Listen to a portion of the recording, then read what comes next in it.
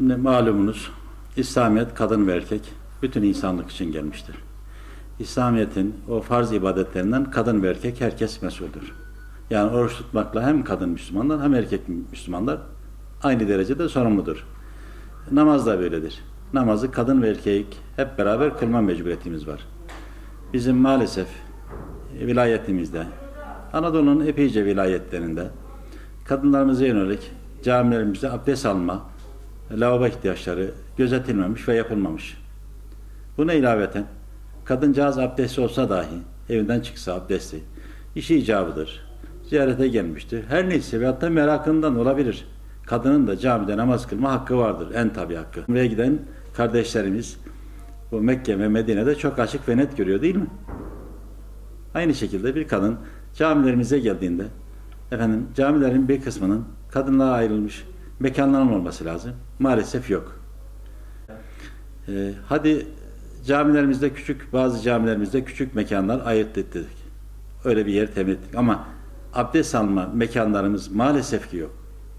Yani zaruri ihtiyaç için de olsa bir hanımefendinin uğrayabileceği, ihtiyacını karşılayacağı bir şeyin olmaması bizim Muş cemaati olarak ve şahsımı da ben mesul tutuyorum. Bir ilim olarak bu bizim eksiğimiz. Bu imamlar olarak ve cemaat olarak çok hızlı bir şekilde telafi etmemiz lazım.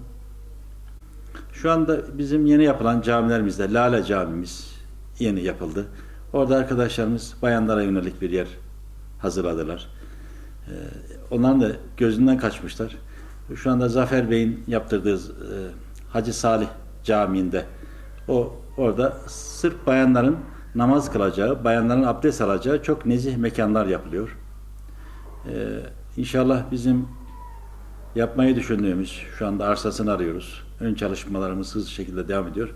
Öyle bir camimizde inşallah yapıldığında, hayata geçtiğinde çok nezih, böyle İstanbul usulü, öyle diyelim, bir medeniyet usulü çok nezih yerlerimiz olacak.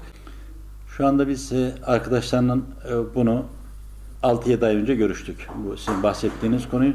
Hiç değilse dedik, onlara özel, yani temelde öyle yapılması gerekir ama hiç değilse dedik, o lavabolardan bir kısmını portatif bir bölme ile bayanlara birer kişilik de olsa abdest alacak ve lavabo ihtiyacını giderecek bir yerin ayırt edilmesi hususunda arkadaşlarımız 2-3 camimizde böyle bir çalışmalarımız var.